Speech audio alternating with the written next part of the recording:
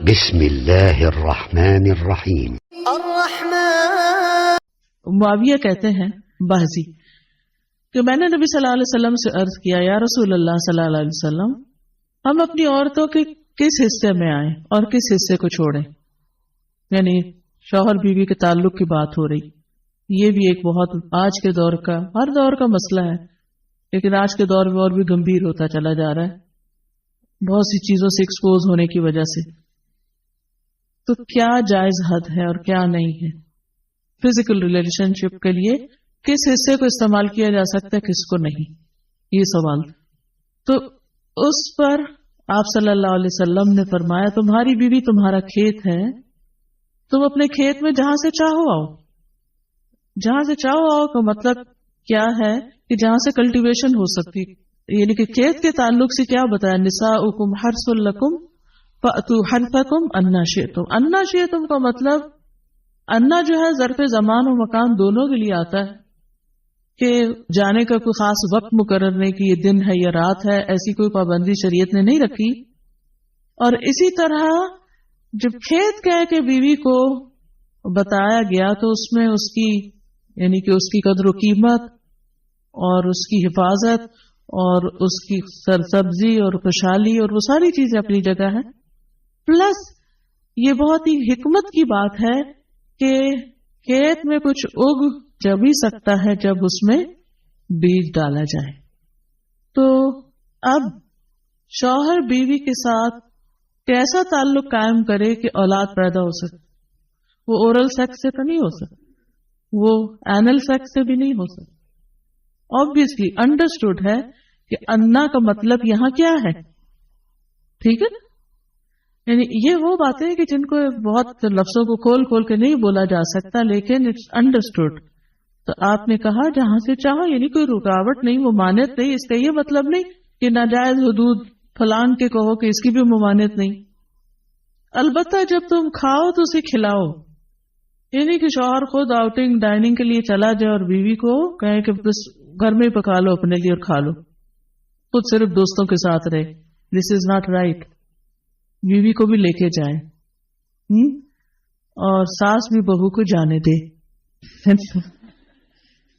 جب تم کھاؤ تو اسے بھی کھلاؤ، جب پہناؤ تو اسے بھی پہناؤ کا مطلب یہ ہے کہ عید آئی ہے، اپنے لیے سوٹ لے رہے ہو تو بیوی کو بھی کچھ لے کے دو۔ یہ ہے ایکوالٹی ایک طرح سے۔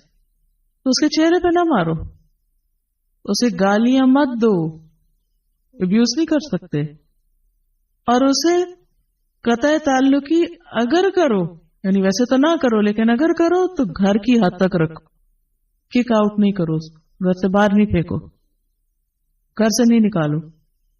کیونکہ بادشاہ کہتے ہیں نا، فون پہ کہہ دیتے ہیں گھر چلی جاؤ ماں باپ کے، میں تب گھر میں داخل ہوں گا، آؤں گا ہی نہیں۔ یہ غلط ہے، ایسے نہیں کرنا چاہیے۔ اور یہ کیسے مناسب، یہ کیسے ہو سکتا ہے کہ تم اس کے ساتھ یہ سلوک کرو جبکہ تم ایک دوسرے کے پاس حلال طریقے سے آتے ہو؟ یعنی تمہارا ایک جائز تعلق ہے اور پھر تم اس تعلق کو اس طرح خراب کرو۔ تو بیوی کو مارنے سے متعلق جو قرآن اور حدیث کی روشنی میں جو حکم ہے وہ سامنے۔ پھر اسی طرح غلام کو مارنے کی ممانعت، نوکر کو، غلام کو، اس کو بھی نہیں مارنا چاہیے۔ ابو مسعود بدری سے روایت ہے کہ میں اپنے غلام کو کوڑے کے ساتھ مار رہا تھا کہ میں نے اپنے پیچھے سے آواز سنی، اے ابو مسعود جان لو، اور میں غصے کی وجہ سے آواز سمجھ نہ سکا، یعنی ایسے مار رہا تھا کہ مجھے نہیں سمجھ آئے کہ کس نے پکارا مجھے۔ جب وہ میرے قریب ہوئے تو وہ رسول اللہ صلی اللہ علیہ وسلم تھے اور آپ فرما رہے تھے، جان لو ابو مسعود، جان لو ابو مسعود۔ کہتے ہیں میں نے اپنے ہاتھ سے کوڑا پھینک دیا تو آپ نے فرمایا، جان لو ابو مسعود، یعنی آپ بار بار فرما رہے تھے، اللہ تم پر زیادہ قدرت رکھتا ہے تمہاری اس غلام پر قدرت سے، یعنی جتنا تم اس غلام پہ قدرت رکھتے ہو اللہ اس سے زیادہ تم پہ قدرت رکھتا ہے، یعنی تمہیں مارے گا۔ کہتے ہیں کہ میں نے عرض کیا، اے اللہ کے رسول صلی اللہ علیہ وسلم، میں اس کے بعد کبھی غلام کو نہیں ماروں گا۔ اور بعض روایت میں آتا ہے کہ انہوں نے آزاد کر دیا۔ ابو عمر زازان سے روایت ہے، کہتے ہیں کہ ہم لوگ ابن عمر کے پاس تھے، انہوں نے اپنے غلام کو بلایا جسے انہوں نے مارا تھا، انہوں نے اس کی پیٹھ کھول کر دیکھی، کہا کیا تمہیں تکلیف ہو رہی ہے؟ اس نے کہا نہیں۔ اس کے بعد ابن عمر نے غلام کو آزاد کر دیا۔ اور ایک तिनका जमीन से उठाया और कहा कि मुझे इसका इतना भी अजर नहीं मिलेगा जितना इस तिनके का वजन है। मैंने कहा अबू अब्दुर्रहमान आप ऐसे क्यों कह रहे हैं? उन्होंने कहा कि मैंने रसूलुल्लाह सल्लल्लाहु अलैहि वसल्लम को फरमाते हुए सुना, जो शख्स अपने गुलाम को बेकसूर यानी हद शरई के अलावा मारे या उसके चेहरे पे तमांचा मारे तो उसका कफारा ही उसे आजाद कर दी। कफारा है, इस आजादी का सवाब कोई नहीं तिनके बराबर भी। यानी बाजू का तुम कहते हैं बड़ी नेकी की, लेकिन उसमें तो छूट भी जाए तो वो भी बहुत बड़ी बात। साहबा कराम जो थे वो खास तौर पर इससे मोहतात रहते और गुलामों से दरगुजर करते थे। अबू लैला कहते हैं कि सलमान रजी अल्लाह अन्हु निकले, वो अपनी सवारी को चारा खिलाते थे तो वो हौदे से गिरता रहता। हौदा क्या कहते हैं? वो चीज महमिल बास्केट कह लें जिसमें उसका चारा रख के दिया जाता। इस पर उन्होंने अपने खादिम से कहा, अगर मुझे किसास का खौफ ना होता तो मैं तुम्हारी पिटाई करता कि तुमने ऐसी चीज क्यों जानवर के आगे रखी। तो मतलब ये कि अगर मैं तुम्हें मारूंगा तो मुझे भी मार पड़ेगी, इसलिए मैं तुम्हें मार नहीं रहा, वरना जो हरकत तुमने की है इसमें तुम्हें मार पड़नी चाहिए। नमाज पढ़ने वाले गुलाम को ना मारना। अबू उमामा से रिवायत है कि रसूलुल्लाह सल्लल्लाहु अलैहि वसल्लम खैबर से वापस आए तो आपके पास 2 गुलाम थे। हजरत अली रजी अल्लाह उन्होंने कहा, ऐ अल्लाह के रसूल सल्लल्लाहु अलैहि वसल्लम हमें भी एक गुलाम दे दें। आपने फरमाया जो चाहते हो ले लो। उन्होंने कहा आप मेरे लिए पसंद करें। इससे अंदाज होता है ना कि रिलेशनशिप दामाद और ससुर का कैसा। आप सल्लल्लाहु अलैहि वसल्लम ने फरमाया ये ले लो, इसको मारना नहीं, क्योंकि मैंने खैबर से वापस आते हुए इसे नमाज पढ़ते देखा है और मुझे नमाजियों को मारने से मना किया गया है।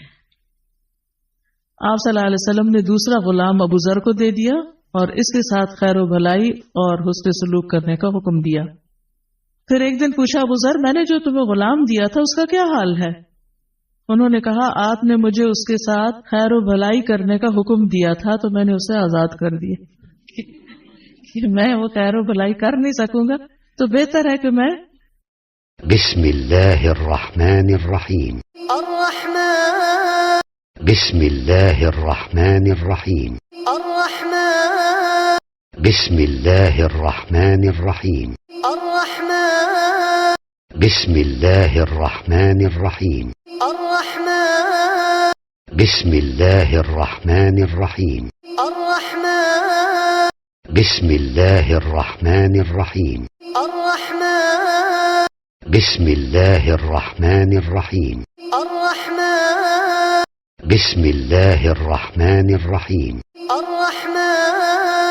बिस्मिल्लाहिर्रहमानिर्रहीम